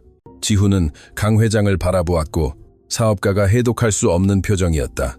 그것은 정확히 감사는 아니었고 성인이 어떻게 그렇게 잔인했다가 그렇게 관대해질 수 있는지 이해하려고 노력하는 아이의 더 복잡한 처리 과정이었다. 사장님, 민호 씨, 지훈이 명확한 목소리로 말했다. 정말로 후회하십니까? 아니면 단지 사람들이 말하는 것이 두려워서 그러십니까? 그 질문은 파괴적으로 직설적이었다. 방에 있는 모든 사람들은 대답을 기다리며 미동도 없이 서 있었다. 강 회장은 무릎을 꿇고 지훈의 눈높이에 맞추었다. 평소에는 결코 하지 않을 일이었다. 둘 다다. 그는 잔인한 정직함으로 인정했다. 내 회사를 잃을까 두렵지만 내가 후회하는 것도 사실이다. 왜냐하면 나는 옛 사진 속에서 청소하는 내 어머니의 비디오를 봤고 내가 다른 사람들이 그녀를 대했던 것처럼 너를 대하고 있었다는 것을 깨달았기 때문이야. 그리고 그것이 내 마음을 아프게 했어. 사장님, 어머니도 청소하셨어요? 지훈은 그의 적대감이 누그러지기 시작하면서 물었다. 그래, 20년 동안 내가 공부하고 더 나은 삶을 살 수 있도록 말이야. 그리고 그걸 잊으셨어요? 잊었어. 그리고 그것이 내 인생에서 최악의 실수였어. 지훈은 그의 어머니에게 지도를 구하며 바라보았다. 민서는 거의 알아차릴 수 없을 정도로 고개를 끄덕였고 그에게 자신의 결정을 내릴 권한을 주었다. 저는 사장님의 사과를 받아들이겠습니다. 지훈이 마침내 말했다. 그리고 돈도 받아들이겠습니다. 사장님께서 약속하셨고 저희에게 필요하기 때문입니다. 하지만 한 가지 알아주셨으면 좋겠습니다. 무엇이니? 저는 제가 어디에서 왔는지 결코 잊지 않을 것입니다. 제가 아무리 많은 돈을 가지고 있더라도 저는 항상 제 어머니가 바닥을 청소했다는 것과 제 아버지가 지하철역에서 간식을 팔았다는 것을 기억할 것입니다. 그들이 저에게 정직한 노동은 무엇이든 품이 있다는 것을 가르쳐 주셨기 때문입니다. 지훈의 말은 방의 종소리처럼 울려 퍼졌다. 강 회장은 눈물을 숨기는 것을 더 이상 개의치 않으며 눈물이 뺨을 타고 흐르는 것을 느꼈다. 너는 45세인 나보다 11세에 더 현명하구나. 그는 목이 메인 목소리로 말했다. 시간을 되돌려 너를 처음부터 마땅히 존중해야 했던 것처럼 대할 수 있다면 좋겠다. 시간을 되돌릴 수는 없어요. 지훈은 그의 나이와 모순되는 성숙함으로 대답했다. 하지만 지금부터는 올바르게 할 수 있습니다. 민서는 마침내 테이블에 다가가 떨리는 손으로 봉투를 잡았다. 안에는 채권이 있었고 각각은 인증되고 유효했다. 100억 원. 그들이 평생 동안 본 것보다 더 많은 돈이었다. 이것이 우리의 삶을 바꿀 것입니다. 그녀는 그것이 진짜라는 것을 믿을 수 없다는 듯 중얼거렸다. 이미 바꿨습니다. 윤상무가 처음으로 말했다. 이곳에 있는 모든 사람들의 모든 것을 바꿨습니다. 공증인 백아 씨는 최종 문서를 준비하기 시작했다. 서명할 계약서, 유효성을 확인할 인증서, 도장을 찍을 것들이 있었다. 그 과정은 거의 1시간이 걸렸고 그 시간 동안 두 가족은 방에 머물렀고 긴장감은 점차 완화되었다. 민서 씨, 강 회장은 공증인이 끝내기를 기다리는 동안 말했다. 저는 당신에게 뭔가를 더 제안하고 싶습니다. 더요? 민서는 되찾은 불신으로 그를 바라보았다. 우리 회사에서 실제 일자리를 청소부가 아니라 인사팀의 직원 복지 상담사로 직원들이 품위 있게 대우받도록 보장하는 사람입니다. 민서는 혼란스러워하며 눈을 깜빡였다. 하지만 저는 그것을 위한 학위가 없습니다. 당신은 학위보다 더 나은 것을 가지고 있습니다. 경험입니다. 당신은 보이지 않는 존재로 느껴지는 것이 어떤 것인지 압니다. 무시당하는 것이 어떤 것인지 압니다. 그것이 당신을 그 자리에 완벽하게 만듭니다. 그리고 우리는 당신이 필요로 하는 모든 교육 비용을 지불할 것입니다. 준영 씨는 아내의 손을 꽉 잡았다. 당신의 결정이야, 여보. 민서는 속임수나 조작의 신호를 찾으며 강 회장을 오랫동안 바라보았지만 그녀가 본 것은 진실성이었다. 지치고 불완전하지만 진짜였다. 생각해보겠습니다. 그녀는 마침내 말했다. 하지만 제가 받아들인다면 자선 때문이 아니라 그 일을 잘하고 싶어서일 것입니다. 그 이하를 기대하지 않겠습니다. 강 회장이 대답했다. 문서는 마침내 준비되었고 공증인은 그것들을 하나씩 제시했다. 채권 이전, 교육 신탁 설립, 민서의 잠재적인 고용 조건, 모든 것이 서명되고 날인되고 인증되었다. 이제 끝났습니다. 백아 씨가 알렸다. 모든 것이 공식적이고 법적으로 구속력이 있습니다. 지훈은 이제 공식적으로 100억 원의 주인이었다. 그의 교육은 그가 도달하고 싶은 수준까지 보장되었다. 그의 어머니는 가족의 궤도를 바꿀 수 있는 실제 고용 제안을 받았다. 제가 한 말씀 드려도 될까요? 윤상무가 허락을 구했다. 모두가 고개를 끄덕이자 그는 계속했다. 저는 민호와 20년 동안 일했습니다.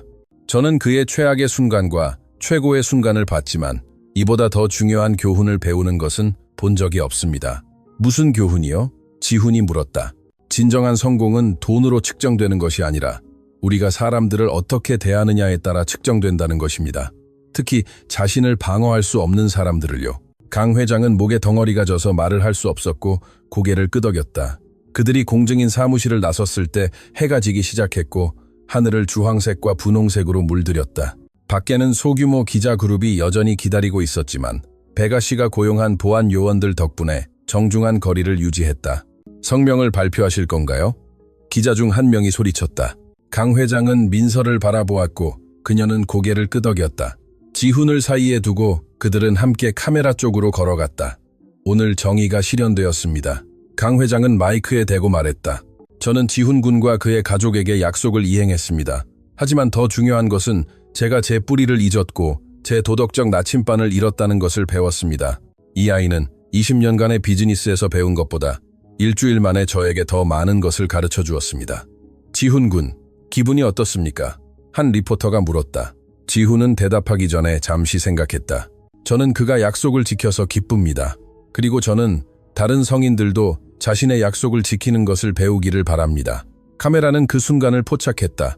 가족과 회계하는 사업가 사이에 서 있는 11살짜리 아이가 세상의 청렴 결백에 대해 가르치고 있었다. 그날 밤 화해의 비디오는 원래의 굴욕 비디오보다 훨씬 더 빠르게 입소문을 탔지만 이번에는 댓글이 달랐다.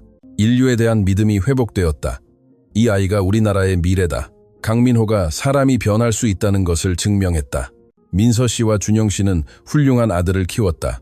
그들의 작은 아파트에서 실바 가족은 그들의 유일한 식탁에 함께 앉았고 민서가 알고 있는 가장 안전한 곳인 침대 매트리스 안에 채권을 든 봉투를 숨겼다. 이 모든 돈으로 뭘 할까요? 준영 씨는 여전히 처리하며 물었다. 먼저 우리의 모든 빚을 갚고 민서가 실용적으로 말했다. 둘째, 살기에 더 나은 곳을 구하고 셋째, 지훈이가 공부하는 데 필요한 모든 것을 갖도록 보장하고 그리고 다음은요? 지훈이 물었다. 다음은 우리가 어디에서 왔는지 결코 잊지 않고 품위 있게 사는 거야. 내가 강 회장님께 약속한 것처럼요. 지훈이 덧붙였다. 내가 약속한 대로 정확히. 그의 펜트하우스에서 강 회장은 도시의 불빛을 바라보았지만 이번에는 다른 감정으로 그는 100억 원을 잃었고 거의 회사를 잃을 뻔했고 공개적으로 굴욕을 당했지만 그가 필요로 하는지 몰랐던 것을 얻었다. 그의 어머니가 키운 사람, 정직한 노동을 존중하는 사람, 돈보다 인격을 중시하는 사람, 모두가 품위를 받을 자격이 있다는 것을 이해하는 사람으로 다시 태어날 두 번째 기회. 그의 휴대폰이 울렸다. 스페인에 있는 그의 누나 가희 씨였다. 오늘 영상을 봤어. 그녀가 말했다. 엄마가 자랑스러워하실 거야. 그 네 단어는 그 어떤 재산보다 더 가치가 있었다. 이야기는 아무도 예상하지 못한 방향으로 바뀌었지만 아직 끝나지 않았다. 일어난 모든 일의 진정한 영향은 이제 막 드러나기 시작하고 있었다. 새벽은 실바 가족에게 다르게 다가왔다. 수년 만에 처음으로 민서는 그 달의 청구서를 어떻게 지불할지 걱정하는 불안감의 덩어리 없이 잠에서 깨어났다. 태양빛이 그들의 작은 아파트 창문으로 들어왔지만 모든 것이 더 밝아 보였다. 마치 세상 자체가 색깔을 바꾼 것처럼 준영 씨는 이미 깨어 있었고 커피 한 잔을 들고 주방 식탁에 앉아 공증인이 그들에게 준 서류를 바라보고 있었다. 수년간의 고된 노동으로 거칠어진 그의 손은 그 모든 것이 진짜인지 확인해야 하는 것처럼 페이지를 계속 넘기면서 약간 떨렸다. 잠 못 잤어요? 민서는 그의 어깨에 손을 얹으며 다가갔다. 이제 우리가 할 수 있는 모든 것에 대해 생각하고 있었어. 준영 씨는 억눌린 감정으로 가득 찬 목소리로 대답했다. 다리 수술, 지훈이가 자기 방을 가질 수 있는 곳을 구하는 것, 이달에는 어떤 병을 치료할지 선택할 필요 없이 약을 사는 것. 민서는 그의 옆에 앉아 그의 손가락을 자신의 손가락과 엮었다. 우리 그 모든 것을 할 거예요. 하지만 천천히, 현명하게요. 내가 가장 흥분되는 게 뭔지 알아? 준영 씨는 빛나는 눈으로 그녀를 바라보았다. 지훈이가 우리가 결코 가지지 못했던 기회를 갖게 될 것이라는 거야. 그는 공부할 거야. 그 놀라운 재능을 발전시킬 거야. 그는 훌륭한 사람이 될 거야. 이미 훌륭한 사람이에요. 민서가 부드럽게 정정했다. 어제 그는 백만장자에게 품위가 무엇을 의미하는지 가르쳤어요. 그것은 어떤 대학 학위보다도 더 훌륭한 것입니다. 지훈은 여전히 잠옷차림으로 잠으로 헝클어진 머리를 하고 작은 방문에 나타났다. 엄마, 아빠, 어제 일어난 일이 정말이었어요? 아니면 제가 꿈꾼 건가요? 민서는 팔을 벌렸고 아들은 그들에게 달려갔다. 세 사람은 작은 주방에서 서로를 안았고 안도와 행복의 눈물이 자유롭게 흐르도록 내버려 두었다. 정말 일어났단다, 내 사랑. 민서가 아들의 머리에 속삭였다. 그리고 이제 모든 것이 바뀔 거야. 뒤따르는 몇 주 동안 변화는 여러 면에서 분명했다. 실바 가족은 안전한 동네에 있는 소박하지만 품위 있는 아파트로 이사했다. 그것은 궁전은 아니었지만 세 개의 방, 믿을 수 있는 온수, 그리고 지훈이 다른 모든 사람과 공간을 공유하지 않고 공부할 수 있는 작은 공간이 있었다. 이사하는 날, 지훈은 자신의 공간을 갖게 된 것에 놀라 방에서 방으로 뛰어다니는 것을 멈출 수 없었다. 엄마, 보세요. 저 책상이 있어요. 그는 새로운 방에서 소리쳤고 민서는 그가 숙제를 할 수 있도록 단순한 나무 책상과 램프를 놓아주었다.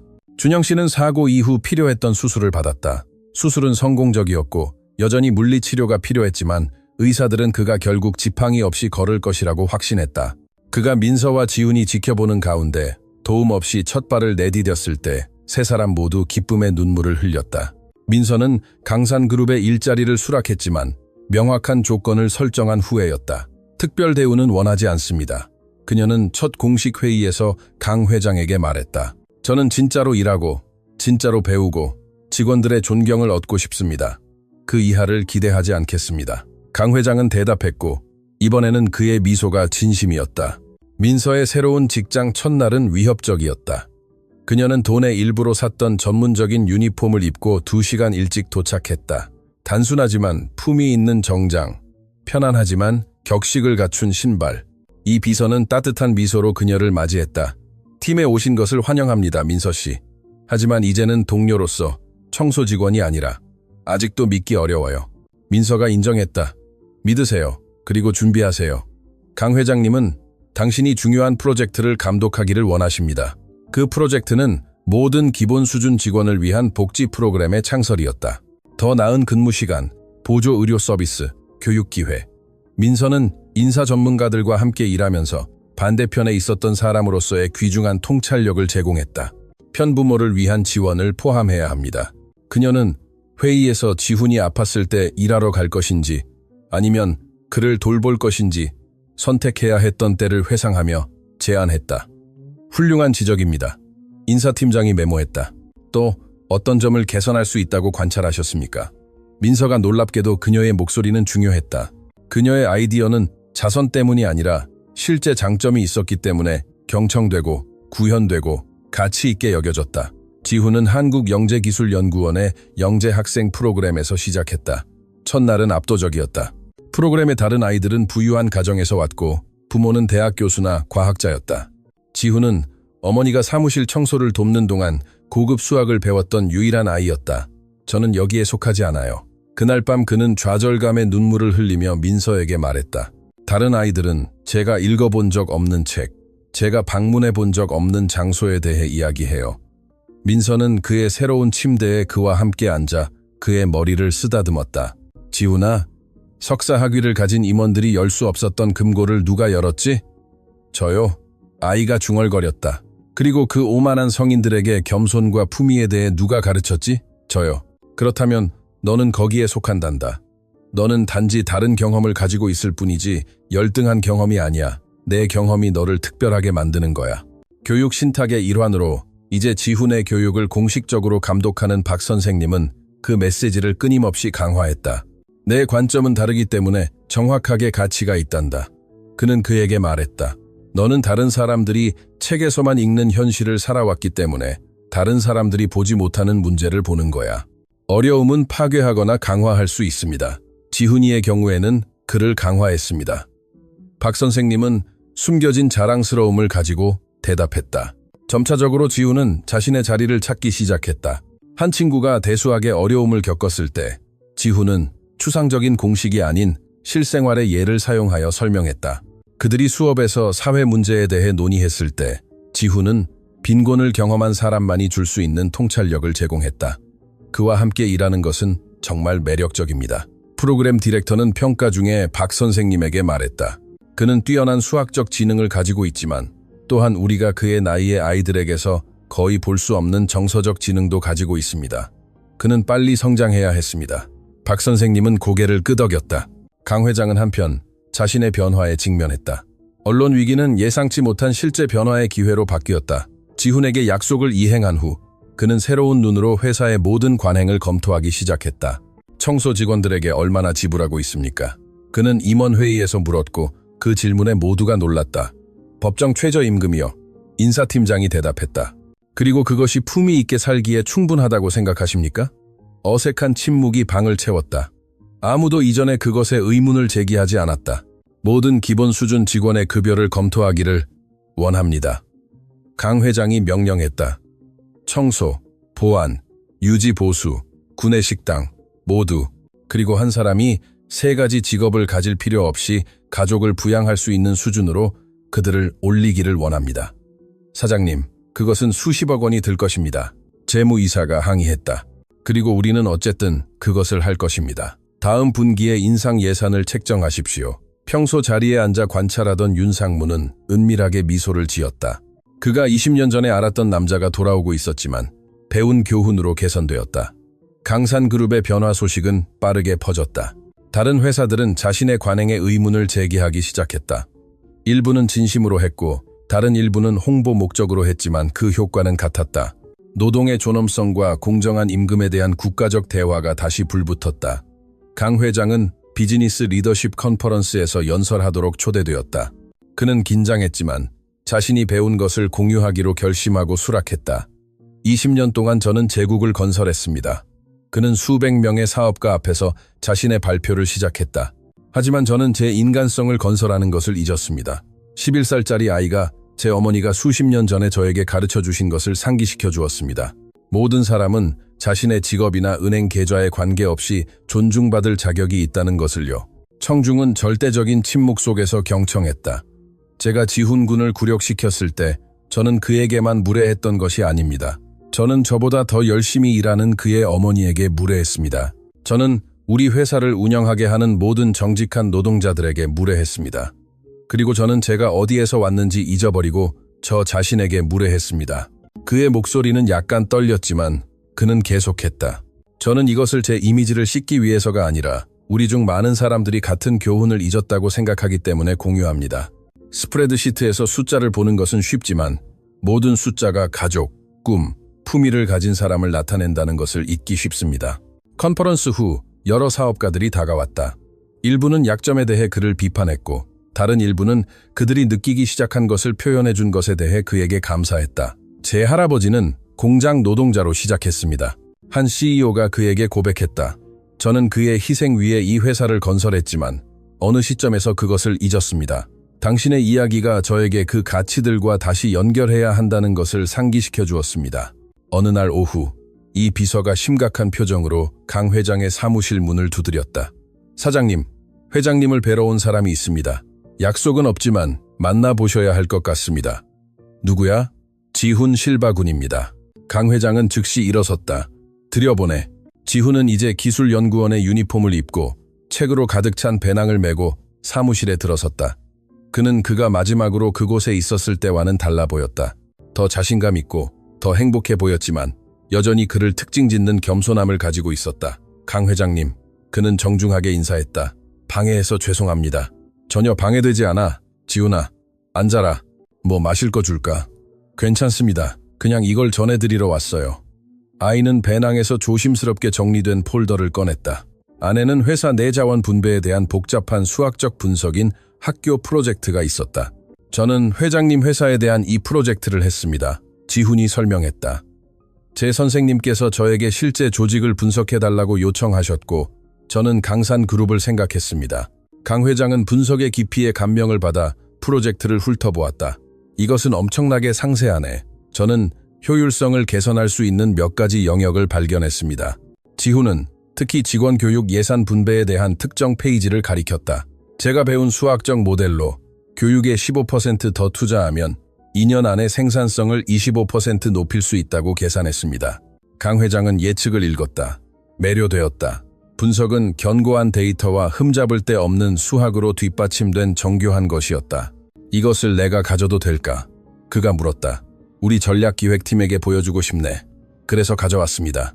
지훈이 미소를 지었다. 어쩌면 도움이 될 거라고 생각했어요. 지훈아. 강 회장은 폴더를 닫고 아이를 똑바로 바라보았다. 개인적인 것을 하나 물어봐도 될까? 네. 너 정말로 나를 용서했니? 아니면 단지 예의상 그렇다고 말한 거니? 지훈은 모든 사람을 계속 놀라게 하는 그 성숙함으로 대답하기 전에 신중하게 생각했다.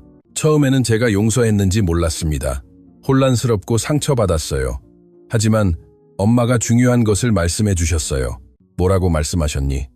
용서한다는 것은 일어난 일을 잊는 것을 의미하는 것이 아니라고요. 그것이 당신을 쓰라리게 하지 않도록 선택하는 것을 의미한다고요. 사장님은 저를 아프게 했지만 또한 약속을 지키셨고 더 나은 사람이 되려고 노력하고 계십니다. 그것은 인정받을 가치가 있습니다. 너는 내가 아는 대부분의 성인들보다 더 현명하구나. 저는 단지 좋은 사람들로부터 배웠을 뿐입니다. 지훈은 어깨를 으쓱했다. 우리 엄마, 아빠, 박 선생님, 그분들은 모두가 실수를 한다는 것을 가르쳐 주셨어요. 중요한 것은 그 후에 우리가 어떻게 반응하느냐는 것입니다. 강 회장은 눈물에 익숙한 따가움을 느꼈지만 더 이상 부끄럽지 않았다. 고맙다, 지훈아. 옳은 일을 할 수 있는 두 번째 기회를 줘서 고맙다. 그 기회를 잡아주셔서 감사합니다.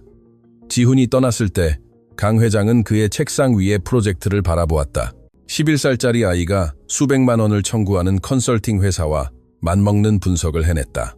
하지만 그보다 더 중요한 것은 그 아이가 어떤 컨설턴트도 할 수 없는 것을 그에게 가르쳤다는 것이다. 진정한 리더십은 권위에서 나오는 것이 아니라 인격에서 나온다는 것을. 이야기는 끝나려면 멀었지만 이미 아무도 예측할 수 없었던 방식으로 삶을 변화시켰다. 몇 달은 직접 관련된 사람들뿐만 아니라 전체 공동체를 변화시켰다. 지훈과 강 회장의 이야기는 그들 자신보다 더 큰 무언가, 즉 진정한 변화가 가능하다는 상징이 되었다. 민서가 설계를 도운 복지 프로그램은 다른 회사들의 모델이 되었다. 비즈니스 잡지들은 그들이 지훈 효과라고 부르기 시작한 것에 대한 기사를 썼다. 직원을 품위 있게 대하는 것이 도덕적으로 옳을 뿐만 아니라 경제적으로도 현명하다는 생각이었다. 이직률이 40% 감소했습니다. 윤상무는 강 회장에게 분기별 보고서를 보여주었다. 생산성이 증가했습니다. 그리고 이것을 보세요. 채용 신청이 3배로 늘었습니다. 사람들은 자신을 가치 있게 여기는 회사에서 일하고 싶어 합니다. 이 모든 것이 내가 잊었던 것을 가르쳐준 아이 덕분이야. 강 회장은 창밖으로 한때 오만함으로 지배했지만 이제 겸손함으로 봉사하려고 노력하는 도시를 바라보며 대답했다. 기술연구원에서 지훈은 학문적으로 뛰어났을 뿐만 아니라 다른 학생들의 멘토가 되었다. 한 새로운 학생이 도착했을 때 가난한 가정 출신의 수줍은 아이에게 지훈이 가장 먼저 다가갔다. 첫날이니? 그는 진심 어린 친절로 물었다. 아이는 초조하게 고개를 끄덕였다. 저는 제가 여기 있어야 할지 모르겠어요. 모두가 너무 똑똑해 보여요. 저도 제가 왔을 때 똑같이 생각했어요. 지훈은 그의 옆에 앉았다. 제가 뭘 배웠는지 아세요? 똑똑하다는 것은 당신이 어디에서 왔는지와 아무 상관이 없다는 것입니다. 그것은 배우는 것을 멈추지 않는 것과 관련이 있습니다. 정말로요? 게다가 여기 모두가 배우고 있어요. 아무도 미분 방정식을 알면서 태어나지 않았어요. 박 선생님은 그의 사무실 문에서 자랑스러운 미소를 지으며 그 장면을 관찰했다.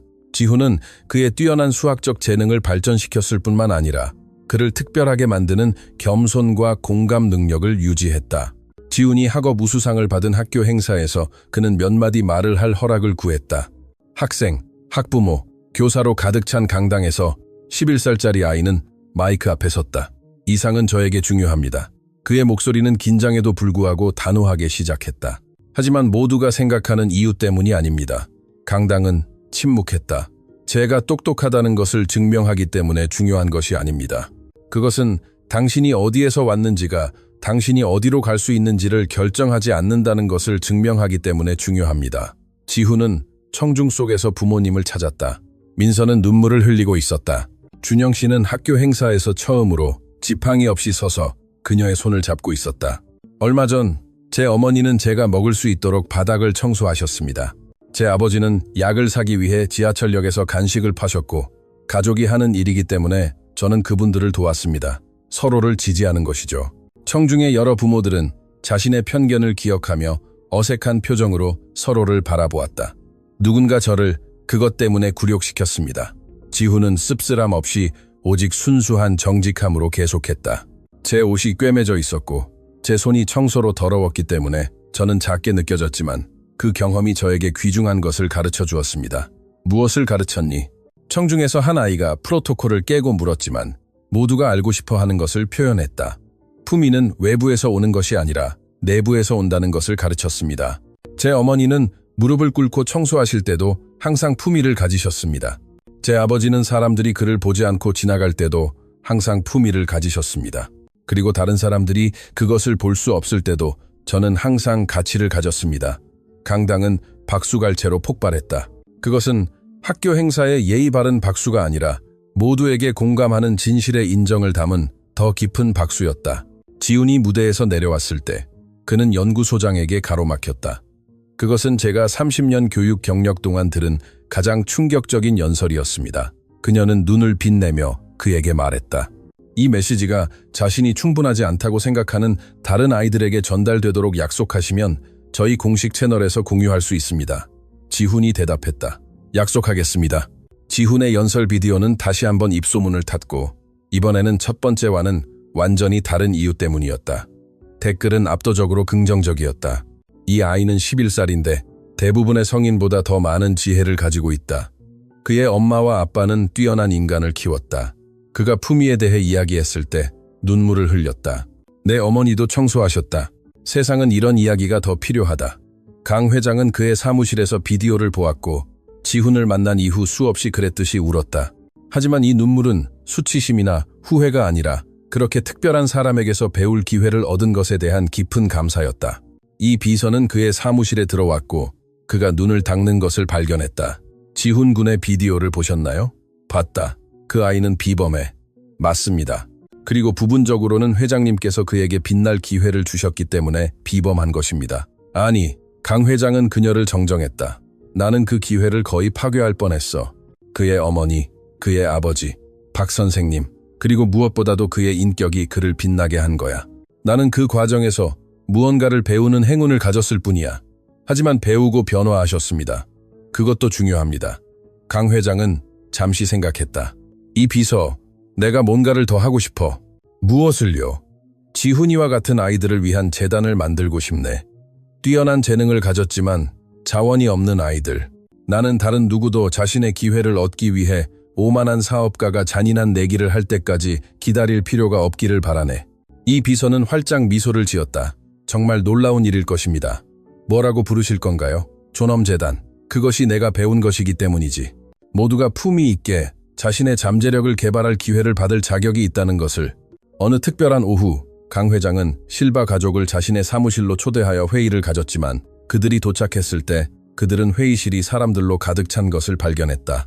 윤상무, 이 비서, 박 선생님, 회사 직원들, 심지어 일부 기자들까지. 무슨 일입니까? 민서가 혼란스러워하며 물었다. 이 발표를 위해 모두가 여기에 있기를 원했습니다. 강 회장이 설명했다. 왜냐하면 모두가 이 변화의 일부였기 때문입니다. 그는 리모컨의 버튼을 눌렀고 큰 화면에 프레젠테이션이 나타났다. 존엄재단 제목이 읽혔다. 박 선생님의 지원과 윤상무의 감독 하에 우리는 교육재단을 만들었습니다. 강 회장이 설명하기 시작했다.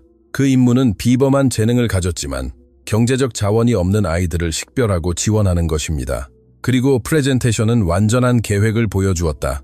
장학금, 멘토링 프로그램, 포괄적인 가족 지원. 하지만 더 있습니다. 강 회장은 지훈을 똑바로 바라보며 계속했다. 우리는 재단을 위한 청소년 이사가 필요합니다. 이 아이들이 겪는 것을 이해했기 때문에 겪은 사람. 모범이자 멘토가 될 수 있는 사람. 청소년 이사요? 지훈은 혼란스러워하며 물었다. 너야, 지훈아. 우리는 네가 이 재단의 얼굴이 되기를 원한다. 내 이야기를 하고 다른 똑똑한 아이들을 식별하는 것을 돕고 그들에게 변화가 가능하다는 것을 보여주기를 원한다. 지훈은 부모님에게 지도를 구하며 바라보았다. 민서는 손으로 입을 가리고 다시 울고 있었다. 준영 씨는 자신의 눈물을 자유롭게 흘리며 힘차게 고개를 끄덕였다. 하지만 저는 11살입니다. 지훈은 명백한 것을 지적했다. 그리고 그것이 정확히 내 관점을 가치 있게 만드는 것이란다. 박 선생님이 개입했다. 아이들은 네가 성인들을 결코 신뢰하지 않을 방식으로 너를 신뢰할 거야. 지금 결정할 필요는 없어. 강 회장이 덧붙였다. 필요한 만큼 시간을 가져라. 하지만 내 이야기가 이미 많은 삶을 변화시켰다는 것을 알아줬으면 좋겠다. 네가 얼마나 더 많은 영향을 미칠 수 있는지 상상해보렴. 그날 밤 더 이상 작고 절망적이지 않고 따뜻하고 희망으로 가득 찬 그들의 아파트에서 실바 가족은 거실에 함께 앉았다. 어떻게 생각하니 아들아? 준영 씨가 지훈에게 물었다. 너무 많은 책임이라고 생각해요. 지훈이 인정했다. 하지만 저는 제가 있던 곳에 있는 모든 아이들, 엄마들과 함께 청소하고 보이지 않는다고 느끼고 자신이 충분하지 않다고 믿는 아이들에 대해서도 생각해요. 그리고 너는 그들에게 뭐라고 말하고 싶니? 민서가 부드럽게 물었다. 그들이 충분하다고 말하고 싶어요. 그들의 가치는 그들의 옷이나 돈에 달려 있지 않다고요. 지성과 재능은 어디에나 있을 수 있다고, 사람들이 찾을 것이라고 생각하지 않는 곳에도 있을 수 있다고 말하고 싶어요. 준영 씨는 그의 아들을 안았다. 그렇다면 너는 이미 내 답을 알고 있구나. 네, 하고 싶어요. 돕고 싶어요. 존엄재단의 공식 출범은 전국적인 관심을 끈 행사였다. 홀은 사업가, 교육자, 지역사회 지도자, 언론으로 가득 찼다. 하지만 가장 충격적인 순간은 지훈이 연단에 섰을 때였다. 제 이름은 지훈 실바입니다. 그는 마이크로 증폭된 목소리로 시작했지만 그의 메시지는 진정성으로 증폭되었다. 그리고 몇 달 전 저는 한 기업 건물에서 바닥을 청소하고 있었습니다. 그는 불필요한 드라마 없이 오직 순수한 정직함으로 자신의 이야기를 이야기했다. 그는 지칠 줄 모르는 어머니, 고통에도 불구하고 간식을 파는 아버지, 모든 것이 불가능해 보였을 때 희망을 유지하기 위한 자신의 투쟁에 대해 이야기했다. 누군가 저를 굴욕시켰습니다. 그는 강 회장을 직접적으로 언급하지 않고 말했다. 하지만 그 굴욕은 기회가 되었습니다. 굴욕이 좋아서가 아니라 사람들이 배우고 변화하기를 선택할 수 있기 때문입니다. 강 회장은 맨 앞줄에 앉아 그의 말이 울려 퍼지도록 내버려 두었다. 이 재단은 다른 아이들이 자신의 기회를 얻기 위해 오만한 사업가가 잔인한 내기를 할 때까지 기다릴 필요가 없도록 존재합니다. 지훈은 계속했다. 그것은 그들에게 그들의 재능이 중요하고 그들의 미래가 중요하고 그들이 중요하다는 것을 말하기 위해 존재합니다. 청중의 박수 소리는 귀가 먹먹할 정도였지만 박수보다 더 중요한 것은 남의 집을 청소하는 어머니들의 얼굴에 흐르는 눈물, 건설 현장에서 일하는 아버지들, 그리고 지훈의 이야기에서 자신을 보는 아이들의 눈물이었다. 저는 제가 누구인지 증명할 기회를 저에게 주신 분께 감사드립니다. 지훈은 결론을 내렸다. 강 회장님, 약속을 지켜주셔서 감사합니다. 하지만 더 중요한 것은 변화할 용기를 가져주셔서 감사합니다. 회장님은 저에게 우리가 처음부터 되어야 했던 사람이 되기에 결코 늦지 않다는 것을 가르쳐 주셨습니다. 강당은 기립박수로 일어섰다. 강 회장은 그의 삶을 변화시킨 아이에게 박수를 치면서 부끄러움 없이 공개적으로 울었다. 민서는 준영 씨를 안았고 둘 다 기쁨, 자랑스러움, 그리고 이 불가능한 길로 그들을 데려온 것에 대한 감사의 눈물을 흘렸다. 윤상무는 그의 자리에서 11살짜리 아이가 수십 년의 컨설턴트와 세미나보다 기업 문화를 변화시키는데 더 많은 일을 했다고 생각했다. 박 선생님은 지훈의 재능에 대한 그의 직감이 옳았지만 아이가 그의 가장 높은 기대를 초월했다는 것을 알고 미소를 지었다. 그리고 전국 각지에서 남의 집을 청소하는 어머니들은 그들의 아이들을 더 세게 안았다. 겸손한 직업에서 일하는 아버지들은 더 곧게 앉았다. 보이지 않는다고 느꼈던 아이들은 어쩌면, 단지 어쩌면 그들도 가치를 가질 수 있다고 믿기 시작했다. 해진 옷을 입고 낡은 운동화를 신은 아이가 임원들을 물리친 금고를 열 수 있다면, 백만장자에게 겸손을 가르칠 수 있다면, 품위와 존중에 대한 국가적 대화를 바꿀 수 있다면 무엇이든 가능했기 때문이다. 그리고 그것이 지훈이 그날 발견한 진정한 행운이었다. 100억 원이 아니라 그의 목소리가 중요하고 그의 이야기가 힘을 가지고 있으며 그의 존재가 세상에 변화를 가져온다는 이해였다. 금고는 단지 시작일 뿐이었다. 진정한 보물은 마음, 생각, 그리고 삶에서 그가 일으킨 변화였다.